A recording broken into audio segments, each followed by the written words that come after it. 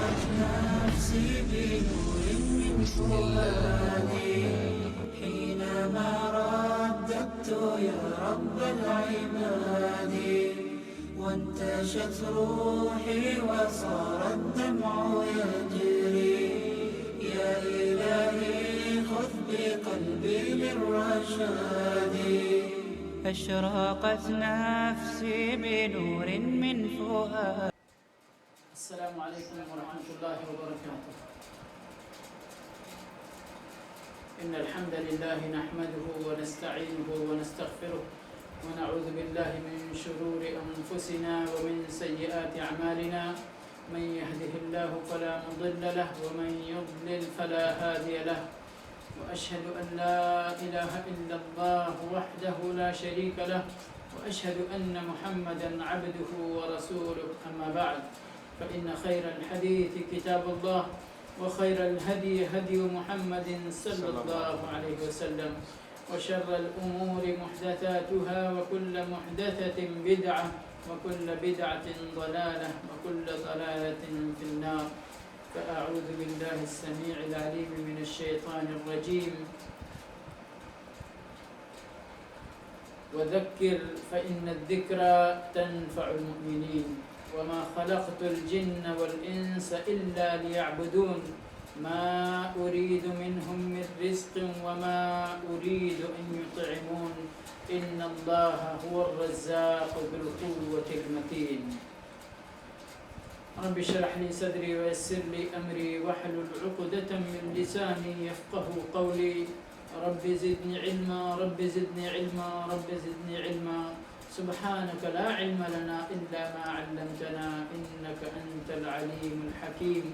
اللهم أرنا الحق حقا وارزقنا اتباعه وأرنا الباطل باطلا وارزقنا اجتنابه. حمد و صلاة کے بعد انشاءاللہ آج کے اس درس میں توحید الوہیت کے تعلق سے گفتگو کی جائے گی اور جیسا کہ حمد و صلاۃ کے بعد میں نے آپ کے سامنے چند آیتوں کی تلاوت کی ہے. یہ سورہ ذاریات کی چند آیتیں ہیں اور یہ توحید الوہیت بیان کرنے کے سلسلے میں سنگ میل کی حیثیت رکھتی ہیں. بہت ہی اہم آیتیں ہیں. ان کا معنی ہر شخص کم سے کم ادنا سے ادنا فہم رکھنے والا شخص بھی ان آیتوں کے معنی و مفہوم کو اچھی طرح سے سمجھ سکتا ہے اور اسی کے اندر ہر انسان کی زندگی کا مقصد بتایا گیا ہے. اور چونکہ انسان بھولنے کا عادی ہے اس لیے اللہ رب العالمین نے ان آیتوں میں سب سے پہلے جس آیت کا ذکر کیا ہے وہ تذکیر کے تعلق سے ہے. وَذَكِّرْ فَإِنَّ الذِّكْرَى تَنْفَعُ الْمُؤْمِنِينَ. اے ہمارے نبی اے ہمارے رسول صلی اللہ علیہ وسلم اور پھر قیامت تک جو بھی ان آیتوں کو پڑھ کر اللہ کے بندوں کو اللہ کے دین کی بات بتلائے ان کو اللہ کی طرف سے حکم ہے کہ وَذَكِّرْ فَإِنَّ الذِّكْرَى تَنْفَعُ الْمُؤْمِنِينَ. یاد دلاؤ، تنبیہ کرو، ہوشیار کرو، بیدار کرو، یاد دہانی کراؤ. فَإِنَّ الذِّكْرَى تَنْفَعُ الْمُؤْمِنِينَ. اس لیے کہ یاد دہانی کرانا یہ مومنوں کے لیے نفع بخش ہوا کرتی ہے. مومن غفلت کا شکار ہو سکتا ہے، اسے یاد دہانی کرانے پر وہ متنبہ ہو جاتا ہے، ہوشیار کرانے پر ہوشیار ہو جاتا ہے. اور اسی لیے اللہ تبارک و تعالی نے اس آیت کریمہ کو پہلے بیان کیا اور اس کے بعد ہر انسان کی زندگی کا مقصد اللہ رب العالمین نے بیان فرمایا ہے اور ارشاد فرمایا وَمَا خَلَقْتُ الْجِنَّ وَالْإِنسَ إِلَّا لِيَعْبُدُونَ. ہم نے جنات اور انسان کو نہیں پیدا کیا مگر اس لیے اس لیے الا لیعبدون، تاکہ وہ صرف اور صرف میری عبادت کریں۔ کیا مقصد ہے انسان کی تخلیق کا؟ اللہ رب العالمین نے ہمارا اور آپ کا سب کا خالق اور رازق ہے، یہ بات ہم نے کل کے درس میں سمجھ لیا تھا۔ اب اللہ رب العالمین چونکہ خالق ہے، اللہ رب العالمین نے ہم انسانوں کو کیوں پیدا فرمایا ہے، ہماری تخلیق کیوں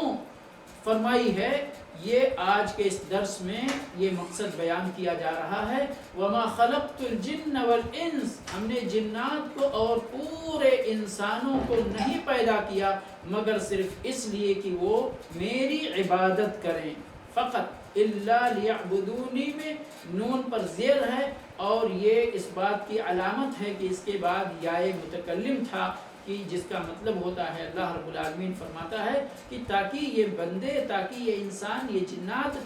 صرف اور صرف میری عبادت کریں، یعنی ہماری تخلیق کا مقصد اللہ کی عبادت۔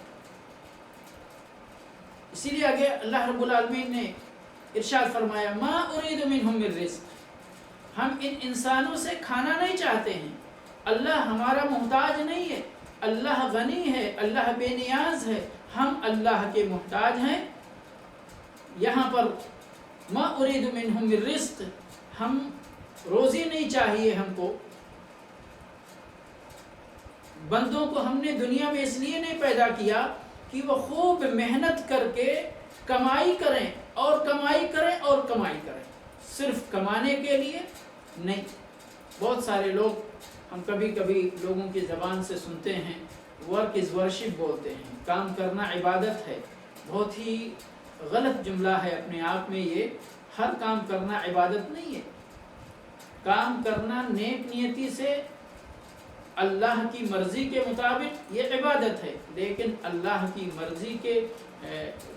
خلاف کام کرنا یہ عبادت کیسے ہو سکتا ہے؟ تو اللہ رب العالمین نے اصلاً ہم لوگوں کو اس دنیا کے اندر جو وجود بخشا ہے وہ کام کرنے کے لیے نہیں بلکہ اللہ کی اپنی عبادت کرنے کے لیے اللہ رب العالمین نے ہم کو اس دنیا کے اندر پیدا فرمایا ہے۔ اسی لیے صاف صاف جہاں پر یہ اللہ رب العالمین نے یہ آیت فرمائی وَمَا خَلَقْتُ الْجِنَّ وَالْإِنسَ إِلَّا لِيَعْبُدُونَ، وہیں پر فرمایا مَا أُرِيدُ مِنْهُم مِّن رِزْقٍ وَمَا أُرِيدُ أَن يُطْعِمُونَ،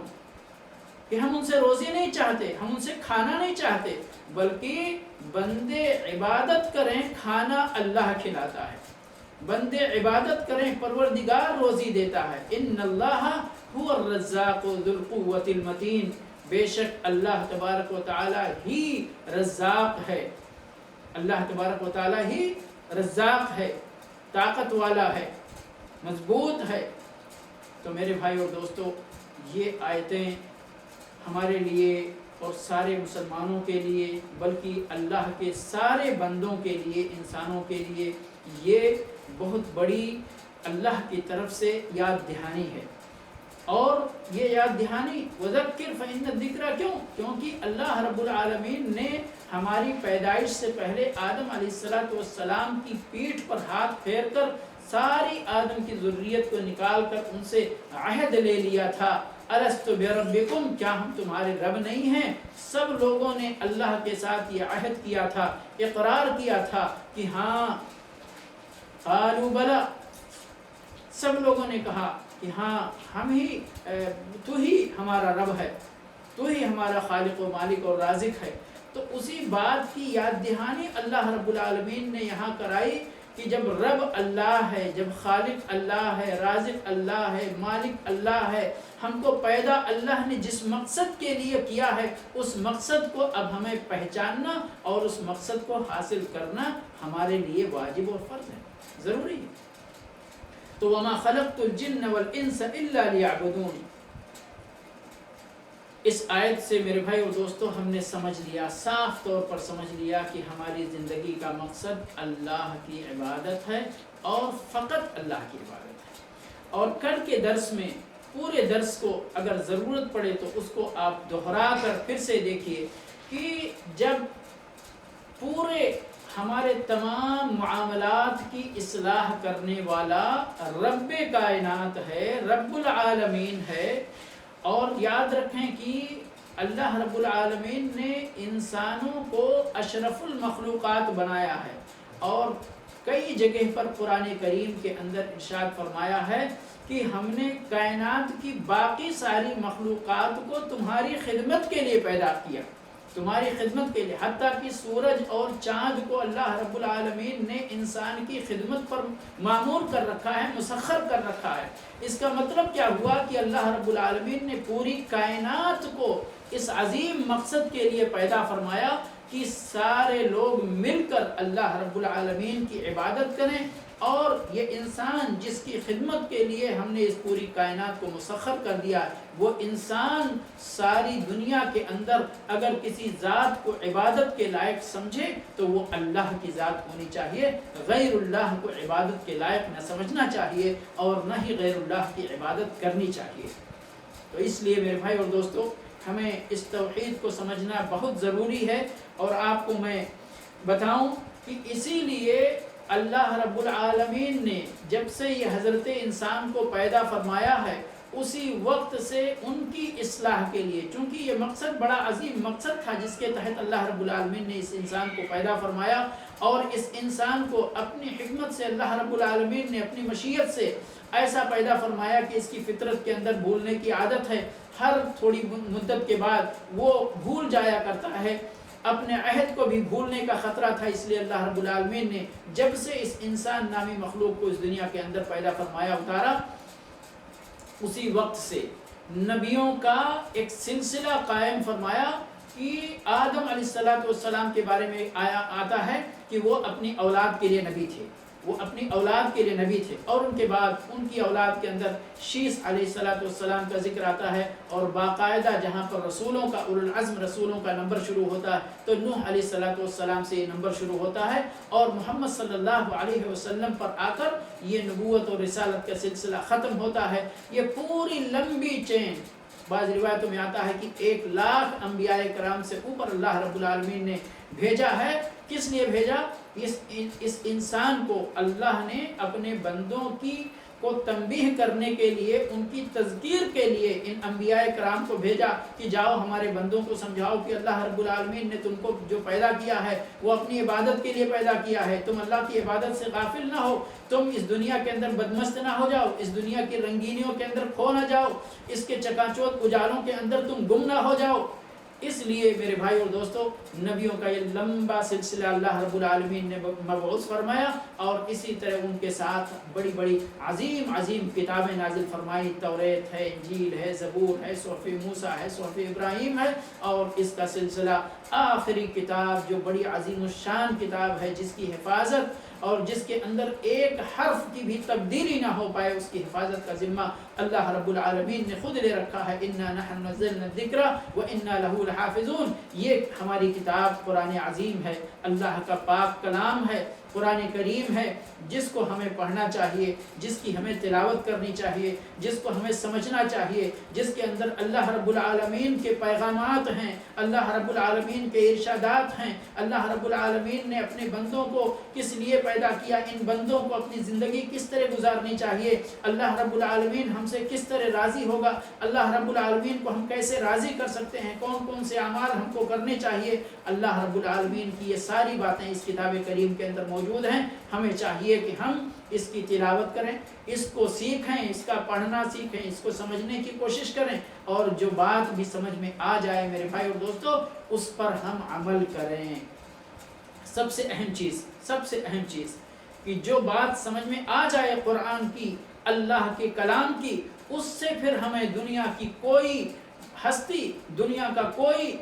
بھی بندہ ہم کو اس سے بھٹکا نہ سکے۔ یقیناً شیطان ہمارے آپ کے سب کے پیچھے لگا رہے گا، انسانی شیطان بھی اور جنات والے شیطان بھی، ہر دو طرح کے شیطان ہم کو اللہ کے سیدھے راستے سے، اللہ کی عبادت کے راستے سے بھٹکانے پہ لگے ہوئے رہتے ہیں، لیکن ہم کو بیدار مغز رہنے کی ضرورت ہے، ہم کو ہوشیار رہنے کی ضرورت ہے، تاکہ یہ اچکنے والے ہم کو سیدھے راستے سے اچک نہ لیں اور ہم کو غلط راستے پر نہ ڈال دیں۔ تو میرے بھائی اور دوستو، میں یہ عرض کر رہا تھا کہ اتنی نبیوں کا اتنا عظیم سلسلہ، کتابوں کا اتنا عظیم سلسلہ، یہ پوری چین اللہ رب العالمین نے ہم اللہ کے بندوں کی اصلاح کے لیے، ہماری تذکیر کے لیے، تنبیہ کے لیے، ہم کو اپنی زندگی کا مقصد توحید الوہیت کو اپنی زندگی کے اندر یعنی متحقق کرنے کے لیے اور اس کو پورا کرنے کے لیے، اس کی تکمیل کرنے کے لیے اللہ رب العالمین نے بھیجا۔ اور اس بات کی ایک دلیل اللہ رب العالمین کے کلام پاک کے اندر اللہ رب العالمین ارشاد فرماتے ہیں وَلَقَدْ بَعَثْنَا فِي كُلِّ أُمَّةٍ رَسُولًا وَلَقَدْ بَعَثْنَا فِي كُلِّ أُمَّةٍ رَسُولًا، ہم نے ہر امت کے اندر رسول بھیج رکھا ہے۔ اس رسول کو کیا ذمہ داری، اس کی کیا ہے، مشن کیا ہے اس کا؟ اللہ کی طرف دعوت دینا۔ کس بات کی؟ ان اعبدوا اللہ، ان اعبدوا اللہ، کہ جا کر ہمارے بندوں کو بتلائیں، یہ نبی یہ رسول بتلائیں ان اعبدوا اللہ، کہ صرف اور صرف اللہ کی عبادت کرو، وَاجْتَنِبُوا الطَّاغُوتَ، اور طاغوت سے بچو، غیر اللہ کی عبادت کرنے سے، پرستش کرنے سے، اللہ کے سیدھے راستے کو چھوڑ کر غیر اللہ کے راستے پر آنے سے، غیر اللہ کی گمراہی کا راستہ اختیار کرنے سے بچو۔ اسی طرح سے ارشاد فرمائے وَمَا أَرْسَلْنَا مِن قَبْلِكَ مِن رَّسُولٍ إِلَّا نُوحِي إِلَيْهِ أَنَّهُ لَا إِلَٰهَ إِلَّا أَنَا فَاعْبُدُونِ، آپ سے پہلے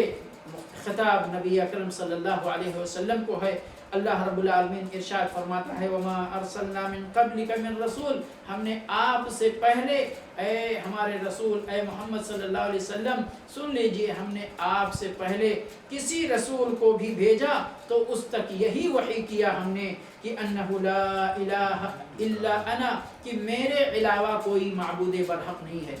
میرے علاوہ کوئی عبادت کے لائق نہیں ہے، فَاعْبُدُونَ، تو تم صرف اور صرف میری عبادت کرو، میرے علاوہ کسی کی عبادت نہ کرو۔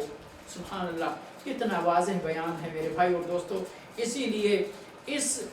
بات کا ذکر جس کلمے کے اندر ہے، لا الہ الا اللہ، لا الہ الا اللہ، اس کلمے کی فضیلت پر اگر گفتگو کرنے بیٹھیں تو گھنٹہ 2 گھنٹہ اس کی فضیلت کو بیان کرنے کے لیے کم ہے میرے بھائی اور دوستو۔ اس لیے اس کلمے کے معنی کو ہمیں سمجھنا چاہیے۔ لا الہ الا اللہ کا معنی کیا ہوتا ہے؟ کہ نہیں ہے اللہ کے علاوہ کوئی معبود برحق، اللہ کے سوا، لا الہ، نہیں ہے کوئی معبود مگر اللہ۔ معبود جو بنے ہوئے یا بنائے ہوئے معبود ہیں وہ باطل معبود ہیں، وہ حق والے معبود نہیں ہیں۔ معبود حق، معبود برحق، عبادت کے لائق، عبادت کا مستحق اگر کوئی ذات ہے تو وہ اللہ وحدہ لا شریک کی ذات ہے، اس کے علاوہ کوئی اور ذات نہیں ہے۔ لیکن میرے بھائی اور دوستو، اس انسان کی مصیبت یہ ہے کہ جیسے میں نے عرض کیا کہ اس کو بھولنے کی بیماری ہے۔ یہ ہر اصلاح کی باتوں کو، ہر ہدایت کی باتوں کو، اللہ کے دین کی روشنی کو، اللہ کے توحید کے نور کو بہت جلدی بھول جاتا ہے، اور ضلالت اور گمراہی کے اندھیروں میں، کی تاریکیوں میں وہ ڈوب جاتا ہے، یا ادھر کیسے کھنچ کر چلا جاتا ہے اللہ کو ہی بہتر معلوم۔ لیکن ایسا ہی ہوا ہے جیسے کوئی نبی اس دنیا سے گئے، تھوڑے دنوں کے بعد اس کی امت غیر اللہ کی پرستش پر آ گئی، پھر اللہ نے نبی بھیجا، پھر اللہ نے رسول بھیجا، اس رسول نے دن رات انتھک محنت کر کے اللہ کی راہ پر ان کو لگایا، اور جیسے ہی اس دنیا سے غائب ہوئے تھوڑے دنوں کے بعد پھر یہ قوم اللہ کے سیدھے راستے سے بھٹک گئی، اور یہ سلسلہ اسی طرح قائم رہا یہاں تک کہ آخری نبی جناب محمد رسول اللہ صلی اللہ علیہ وسلم کو بھیج کر اللہ رب العالمین نے اس توحید کو پوری دنیا کے اندر اس کا ڈنکا بجوایا، پوری دنیا کے اندر اس دین کی بات اور اس دین کے پیغام کو پہنچایا گیا۔ اور آج دنیا کا کوئی حصہ ایسا نہیں ہے، دنیا کا کوئی کونا ایسا نہیں ہے جہاں پر اسلام کی آواز اور اسلام کا پیغام اور اسلام کی تعلیمات وہاں تک نہ پہنچی ہوں، سوائے اس کے کہ اگر ہم نے اپنی طرف سے کوتاہی کی، ہم نے اسلام کے بارے میں کچھ بھی جاننے کی جان بوجھ کر عمدن کچھ کوشش نہ کی، تو یہ الگ بات ہے کہ ہم اسلام کی روشنی سے محروم رہ جائیں، اسلام کی تعلیمات سے محروم رہ جائیں۔ ورنہ اسلام کی تعلیمات اللہ رب العالمین نے اس روئے زمین کے کونے کونے تک پہنچا دیا ہے۔ میرے بھائی اور دوستو، ہماری ذمہ داری ہے کہ ہم اللہ کے ان پیغامات کو سمجھیں، ہم ان کا پتہ لگائیں، ان کو سمجھیں اور ان پر عمل کریں۔ جب ایک بڑے یعنی تکلیف کی بات اور افسوس کی بات کہ گمراہ ہونے کے بعد اگر ان کو راہ راست پر لانے کے لیے کوئی اللہ کا بندہ، جیسے پہلے جب نبیوں کا سلسلہ تھا، رسولوں کا سلسلہ تھا، تو جب بھی کوئی نبی آتا تھا، جب بھی کوئی رسول آتا تھا، یا محمد صلی اللہ علیہ وسلم کے بعد اب پہلے کی نبوت کی ذمہ داری اس امت کے علماء پر ہے، اور آج اگر یہ حق پرست علماء یہ نبوت کی ذمہ داری، یہ جو اللہ کے نبیوں کے وارث ہیں، اللہ کے رسولوں کے، اللہ کے دین کی تعلیمات ان کو اپنے رسولوں اور نبیوں سے وراثت میں ملی ہے، اگر یہ اللہ کے بندے اللہ کے ان گمراہ بندوں کی اصلاح کرنے کی کوشش کرتے ہیں تو ان کو بعینی ہی وہی جواب ملتا ہے جو پہلے نبیوں کو ملا کرتا تھا، چاہے وہ ہمارے رسول محمد صلی اللہ علیہ وسلم کی بات ہو یا آپ سے پہلے کی نبیوں کی بات ہو۔ جب بھی کوئی نبی، جب بھی کوئی رسول اپنے قوم کی اصلاح کے لیے مبعوث کیا گیا، ان کو اللہ کی طرف دعوت دینے کا آغاز اس نے کیا۔ تو ابھی ابراہیم علیہ السلام کی بات کل ہم نے بتائی، اور وہ ڈائلاگ جو ان کی قوم کے ساتھ ابراہیم علیہ السلام کا اللہ رب العالمین نے ہماری نصیحت کے لیے اپنی کتاب کے اندر بیان کیا ہے، اس کو آپ کے سامنے ہم نے پڑھ کر بتایا تھا کہ کس طرح سے ابراہیم علیہ السلام نے اپنے قوم والوں کو خطاب کیا تھا، لیکن قوم والوں کا ریئیکشن کیا ہوا تھا؟ قوم والوں نے پکڑ کر ابراہیم علیہ السلام کو آگ میں ڈال دیا، آگ میں جھونک دیا۔ ان کے باپ نے کہا میرے گھر سے نکل جاؤ، ان کی قوم نے ان کی بستی سے نکال دیا، ان کے وطن سے نکال دیا، وہ ہجرت کر کے دوسری جگہ چلے گئے۔ خود اپنے نبی صلی اللہ علیہ وسلم کو دیکھیے کہ مکہ میں جس جگہ آپ صلی اللہ علیہ وسلم کو نبوت ملنے سے پہلے، اللہ کے دین کی طرف دعوت کا آغاز کرنے سے پہلے امین اور صادق کا لقب ملا تھا، مکہ کے گلیوں میں جس کا احترام سے، عزت سے، پیار سے نام نہیں لیا جاتا تھا، ان کو امین اور صادق کہہ کر پکارا جاتا تھا۔ جب انہوں نے اللہ کے دین کی طرف دعوت دینے کا آغاز کیا تو قوم والوں کا کیا رد عمل ہوا آپ سب کو معلوم ہے، کوئی چھپی بات نہیں ہے، کوئی ڈھکی چھپی چیز نہیں ہے۔ کتنی تکلیف کا سامنا کرنا پڑا آپ کے ان ساتھیوں کو جنہوں نے ابتدائے اسلام میں اپنے نبی پر جو ایمان لائے، اللہ کی وحدانیت کو جن لوگوں نے قبول کیا، 2 بار حبشہ کی طرف ہجرت کرنا پڑا، اور پھر تیسری بار مدینہ منورہ کی طرف ہجرت کیا۔ خود اللہ کے نبی صلی اللہ علیہ وسلم مکہ اپنے وطن جس سے بڑی محبت کرتے تھے، کہ جس کو مخاطب کر کے مکہ کو اللہ کے نبی صلی اللہ علیہ وسلم نے فرمایا تھا کہ اے مکہ کی وادیوں، ہمیں تم سے بڑی محبت ہے، اگر ہماری قوم نے، اگر مکہ والوں نے ہمیں یہاں سے نہ نکالا ہوتا تو میں خود سے یہاں سے نکل کے نہ جاتا۔ تو میرے بھائیوں، کہنے کا مطلب یہ ہے کہ حق کو قبول کرنے میں یہ ہماری امت، یہ انسان نامی مخلوق، یہ اللہ کے بندے بڑے کمزور ثابت ہوئے ہیں، اللہ کے دین کو سمجھنا نہیں چاہتے، اللہ کی توحید کو سمجھنا نہیں چاہتے۔ پہلے کے قوم بھی اور آج جو امت محمدیہ موجود ہے یا دیگر انسان، کتنا بھی آپ ان کے سامنے حق کو بیان کرنے کی کوشش کریں، لیکن حق کو قبول کرنے کی جو نسبت ہے وہ بہت کم ہے۔ اللہ رب العالمین سے ہم توفیق مانگتے ہیں کہ پروردگار ہم تمام مسلمانوں کو اللہ کی توحید سمجھنے کی توفیق عطا فرمائے۔ آمین۔ اللہ کے نبی صلی اللہ علیہ وسلم یا آپ سے پہلے کوئی بھی جب نبی آتے تھے تو سبحان اللہ، قوم والے اللہ رب العالمین نے بہت ساری جگہوں پر نبیوں کی قوموں کی حکایت بیان فرمائی ہے، چند جھلکیاں میں آپ کے سامنے پیش کرنا چاہتا ہوں کہ کیا ہوا۔ قالوا اجئتنا لنعبد اللہ وحدہ ونذر ما كان يعبد آباؤنا۔ نبیوں کو خطاب ہے، محمد صلی اللہ علیہ وسلم کو خطاب ہے کہ لوگوں نے کہا، قوم والوں نے کہا، کیا آپ آئے ہیں اس لیے ہم کو اس بات کی دعوت دینے کے لیے کہ ہم صرف اللہ وحدہ لا شریک کی عبادت کریں، وَنَذَرَ مَا كَانَ يَعْبُدُ آبَاؤُنَا، اور ان معبودوں کو، ان دیوی دیوتاؤں کو، ان پیروں کو، مرشدوں کو، ان ولیوں کو ہم ترک کر دیں، چھوڑ دیں، جن کی ہمارے باپ دادا عبادت کرتے چلے آئے تھے؟ ایسا ممکن نہیں ہے۔ اور اللہ کے نبی صلی اللہ علیہ وسلم کو ان کی قوم والوں نے اور کیا جواب دیا؟ بڑے مزے کی بات ہے میرے بھائی اور دوستو، مکہ میں آپ کو معلوم ہے کہ 360 بت رکھے ہوئے تھے، اور ہر قبیلے کے الگ الگ بت تھے، ہر کام کے لیے الگ الگ بت تھے ان کے۔ یہ بارش والا ہے، یہ دھوپ والا ہے، یہ لڑائی میں مدد کرنے والا ہے، یہ روزی دینے والا ہے، یہ مصیبت سے نجات دینے والا ہے، یہ ہر کام کے لیے بانٹ رکھے تھے۔ تو جب اللہ کے نبی صلی اللہ علیہ وسلم نے ان سارے کاموں کے لیے، سارے حاجات کو پورے کرنے کے لیے ایک اللہ کا تصور دیا تو ان کو یہ ہضم نہیں ہو پایا، اور بڑے عجیب و غریب انداز سے اجعل الآلہۃ الہا واحدا ان ھذا لشیء عجاب، کیا سارے معبودوں کا کام ایک اللہ سے چل سکتا کیا؟ اجعل الآلہۃ الہا واحدا،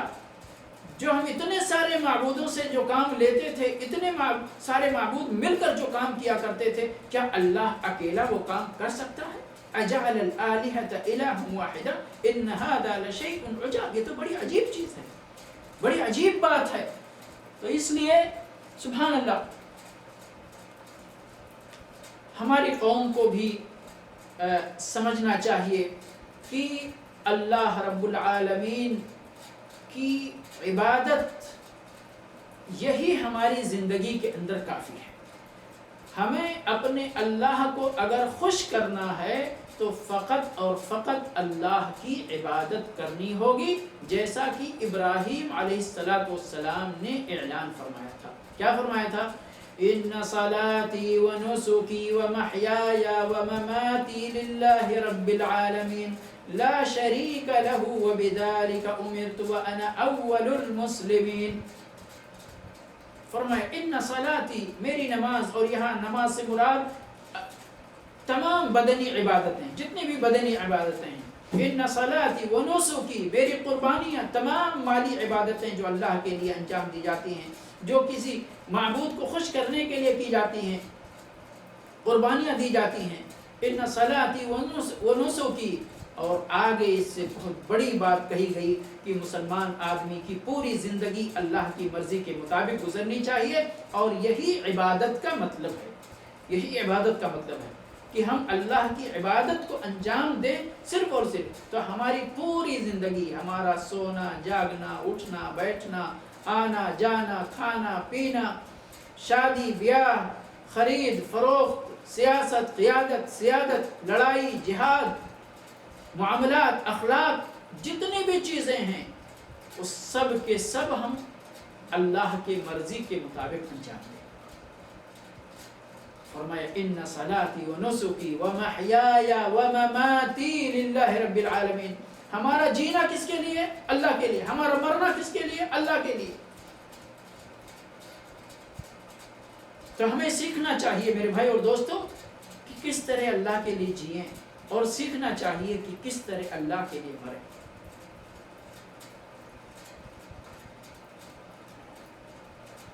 عبادت کی بڑی قسمیں ہیں، سمجھنے کے لیے ہم کو صرف یعنی چند باتیں میں عرض کرنا چاہتا ہوں کہ عبادت کس کو کہتے ہیں۔ عبادت کی تعریف کی گئی ہے، یعنی جس مقصد کے لیے ہم کو پیدا کیا گیا، اور عبادت ہم کو صرف اور صرف اللہ کی کرنی چاہیے۔ تو یہ عبادت کیا چیز ہے؟ ابراہیم علیہ السلام کے اس اعلان کے اندر آپ نے دیکھ لیا کہ صلاتی و نسکی قل ان صلاتی و نسکی و محیای و مماتی للہ رب العالمین، ہماری نماز، ہماری قربانی، ہماری زندگی، ہماری موت، سب کچھ اللہ کے لیے۔ اور ابراہیم علیہ السلام نے تا حیات اس چیز پر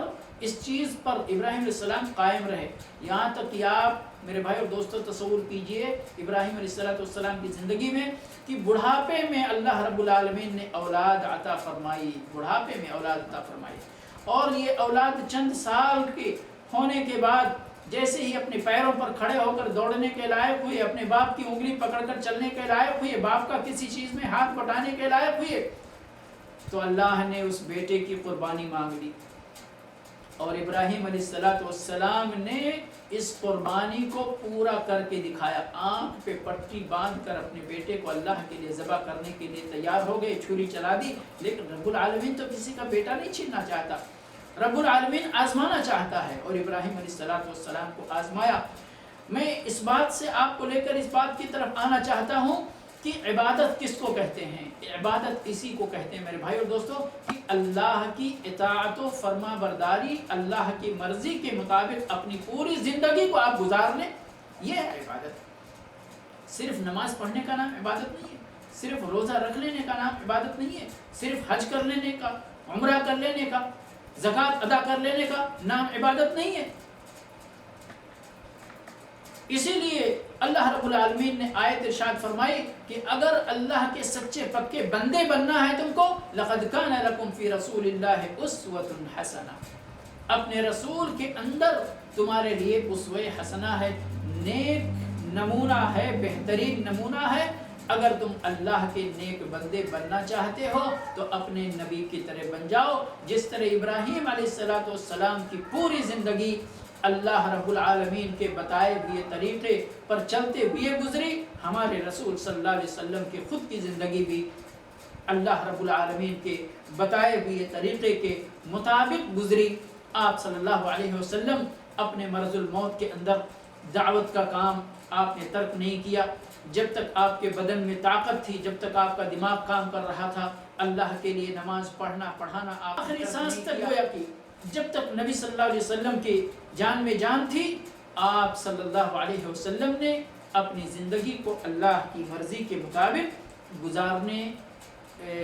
گزاری آپ نے۔ آخر میں جیسے میں نے کل آپ کو میں قرآن کریم سے جوڑنا چاہتا ہوں میرے بھائی اور دوستو، جس طرح میں نے کل ایک ڈائلاگ نبی اور ان کے قوم کے درمیان سنوایا تھا، بتایا تھا قرآن کی زبان میں، آج ایک ڈائلاگ اور بتانا چاہتا ہوں۔ کیوں بتانا چاہتا ہوں؟ اس دنیا کے اندر مشرک بہت ہیں، کوئی اللہ کے ساتھ کم معبودوں کو شریک کرتا ہے، اور کوئی اللہ کے ساتھ بہت سارے معبودوں کو شریک کرتا ہے، لیکن جو سب سے کم شریک کرتے ہیں وہ یہودی اور عیسائی ہیں، جو 3 معبودوں کے قائل ہیں، اور وہ ان تینوں کو ملا کر ایک ثابت کرتے ہیں، اگرچہ یہ فلسفہ نہ انہوں نے سمجھا اور نہ کسی کو سمجھا سکے، وہ ایک الگ بات ہے۔ اللہ رب العالمین نے ان 3 خداؤں کے ماننے والوں کو بھی کافر کہا ہے، اور ان 3 خداؤں کا تصور بھی قرآن کے کئی آیتوں کے اندر اس کا انکار کیا گیا ہے۔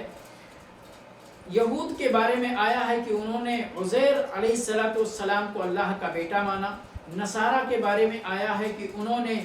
عیسیٰ علیہ السلام کو اللہ کا بیٹا مانا، نعوذ باللہ من ذالک، تعالی اللہ عما یقولون علوا کبیرا۔ لیکن عیسیٰ علیہ السلام، عیسائی لوگ جس طرح سے عیسیٰ علیہ السلام کو اللہ کے ساتھ شریک کرتے ہیں، اور ان کی والدہ مریم علیہ السلام کو ان 3 عناصر کا ایک عنصر مانتے ہیں، یہ ان کا عمل ہے۔ لیکن اللہ رب العالمین اور عیسیٰ علیہ السلام کے درمیان جو ڈائلاگ جو نقل کیا گیا ہے، سورہ مائدہ کی آخری آیتیں ہیں کتنا خوبصورت ڈائلاگ ہے میرے بھائی اور دوستو، آپ بھی پڑھیے گا، اطمینان سے پڑھیے گا۔ میں صرف سرسری طور پر اس بات کو آپ کے سامنے رکھنا چاہتا ہوں کہ کس طرح وہ لوگ عیسیٰ علیہ السلام کو اللہ کے ساتھ شریک ٹھہراتے ہیں، اور کس طرح عیسیٰ علیہ السلام نے اپنی براءت کا اظہار کیا اس چیز سے، اپنی براءت کا اظہار۔ تو یاد رکھیں قیامت کے دن کسی بھی مشرک کو اس کا شریک بچانے نہیں آئے گا۔ قرآن کریم کے اندر کئی آیتوں میں اللہ رب العالمین نے اس حقیقت کو بہت ہی آشکارا کیا ہے کہ آج ہم جن کو دستگیر سمجھتے ہیں، دستگیر کا مطلب سمجھتے ہیں ہاتھ پکڑنے والا، یعنی ہم مصیبت میں ہیں تو یہ دستگیر صاحب ہمارا ہاتھ پکڑ کر اس مصیبت سے باہر نکال لیتے۔ غوث یعنی ہم مصیبت میں ہیں تو ہمارے استغاثے کے لیے، مدد کے لیے آتے۔ کوئی بھی مدد کرنے والا، کوئی بھی جن کو ہم اپنا پیر، اپنا مرشد، اپنا ولی مانتے ہیں، قیامت کے دن سارے کے سارے اپنی براءت کا اظہار کریں گے اور ہاتھ جھاڑ لیں گے، کوئی بھی آپ کے کام نہیں آئے گا میرے بھائی اور دوستو۔ اس لیے ہمیں سب کے دامن کو چھوڑ کر اللہ کے دامن کو اختیار پکڑنا چاہیے، اللہ رب العالمین کی توحید کو اختیار کرنا چاہیے۔ اللہ رب العالمین نے ارشاد فرمایا،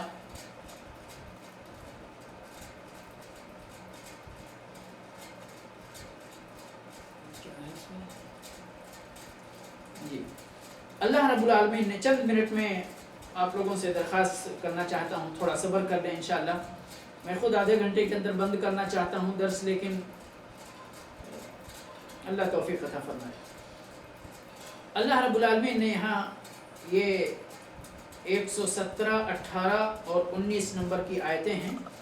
اللہ رب العالمین ارشاد فرماتے ہیں وَإِذْ قَالَ اللَّهُ، یعنی اللہ عیسیٰ علیہ السلام سے پوچھ رہا ہے کہ کیا آپ نے اپنی قوم والوں کو حکم دیا تھا کہ آپ کو یہ لوگ شریک ٹھہرا لیں ہمارے ساتھ؟ یہ مضمون ہے دراصل۔ اب عیسیٰ علیہ السلام کا یہ جواب سنیے۔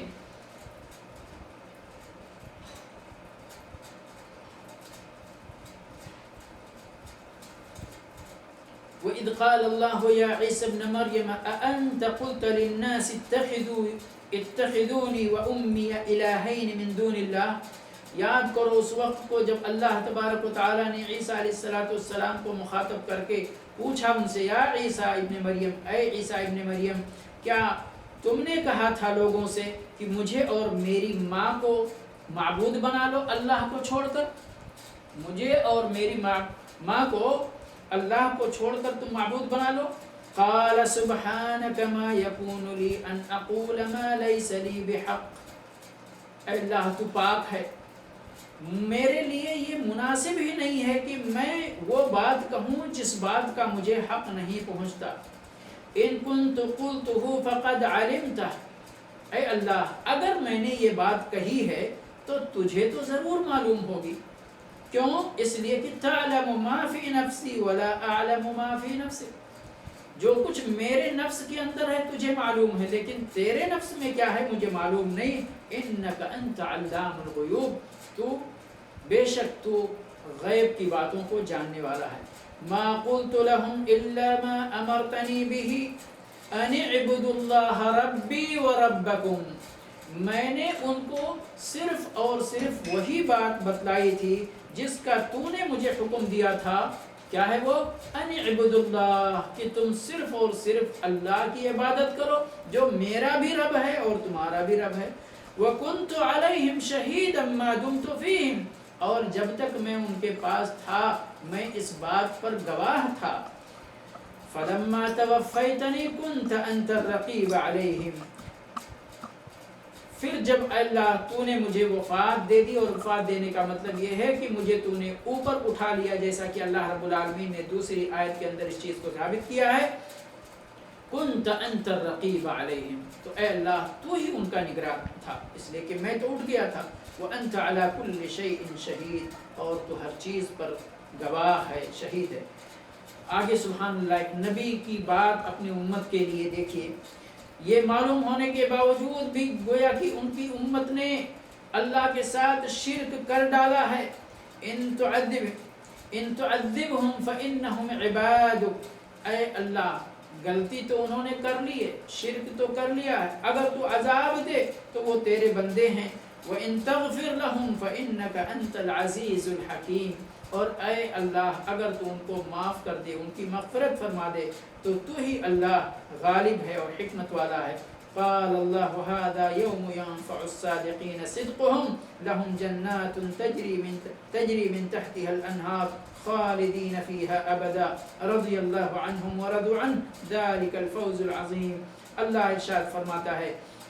کہ وہ دن یعنی قیامت کا دن وہ دن ہوگا کہ جس دن سچوں کو ان کی سچائی فائدہ دے گی، ان کے لیے ایسی جنتیں ہوں گی، ایسے باغات ہوں گے جن کے نیچے سے نہریں جاری ہوں گی، جس کے اندر وہ ہمیشہ ہمیشہ رہیں گے۔ رضی اللہ عنہم، اللہ ان سے راضی ہو جائے گا، ورضوا عنہ، اور وہ اللہ سے راضی ہوں گے۔ ذالک الفوز العظیم، یہی سب سے بڑی کامیابی ہے۔ للہ ملک السماوات والارض، اللہ کے لیے ہی آسمانوں کی اور زمین کی بادشاہت ہے، وما فیہن، اور جو کچھ آسمانوں اور زمین کے درمیان ہے، وہو علی کل شیء قدیر، اور وہ ہر چیز پر قادر ہے، ہر چیز پر قدرت اور طاقت رکھنے والا ہے۔ اس لیے میرے بھائی اور دوستو، عبادت صرف اور صرف اللہ کی مرضی کو اپنی زندگی میں داخل کریں۔ اپنا اٹھنا، بیٹھنا، سونا، جاگنا، اپنی زندگی کا ہر کام اللہ کے مرضی کے مطابق انجام دیں۔ رب العالمین سے دعا ہے کہ پروردگار ہمیں توفیق عطا فرمائے کہ ہم صرف اور صرف اسی کے بندے بن کر زندگی گزاریں، اسی کی بندگی پہ قائم رہیں۔ رب العالمین ہمیں غیر اللہ کی عبادت اور غیر اللہ کی پوجا سے محفوظ رکھے۔ پروردگار ہمیں گمراہی کے راستوں سے محفوظ رکھے، صراط مستقیم پر ہمیں تا حیات چلنے کی توفیق عطا فرمائے۔ وآخر دعوانا الحمدللہ رب العالمین، وصلی اللہ علی نبینا محمد وعلی آلہ واصحابہ اجمعین۔ والسلام علیکم ورحمۃ اللہ وبرکاتہ۔